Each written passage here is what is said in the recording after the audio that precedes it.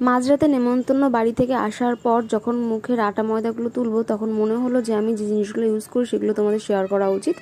আমরা মুখের হাজারখানেক কেমিক্যাল তোলার জন্য হাজারখানেক কেমিক্যাল দেওয়া প্রোডাক্ট ইউজ করে থাকি, যেটাকে আমরা ক্লিনজার বলে থাকি।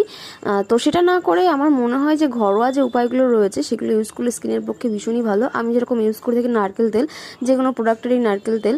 তো এটা হচ্ছে আমাদের বাড়ির গাছের নারকেল তেল। তো বুঝতেই পারছো এটা কতটা স্কিনের পক্ষে ভীষণই ভালো। আর এটা সেরকম ঘষা কোনো কিছুর দরকার নেই, জাস্ট আলতো করে ঠোঁটে লাগালে ওয়াটারপ্রুফ বলো কিসপ্রুফ বলো যে কোনো লিপস্টিক একদম চোখের নিমিষে উঠে যাবে। আমার হাতের কাছে তুলো ছিল না, তার জন্য আমি গামছা ইউজ করেছি, অ্যাকচুয়ালি অনেক রাত ছিল। চোখের মেকআপ বলো যে কোনো ওয়াটারপ্রুফ কাজল মাস্কারা যাই হোক না কারণ আলতো করে মুখে মাখলেই উঠে যাবে। আমি পুরো মুখে মাখিয়ে নিলাম এবং ধুয়ে নিলাম। উফ, দেখো জাস্ট ন্যাচারাল বিউটি। আমার কি মেকআপের দরকার হয় বস? তো ভালো লাগলে অবশ্যই একটা থ্যাংক ইউ বলে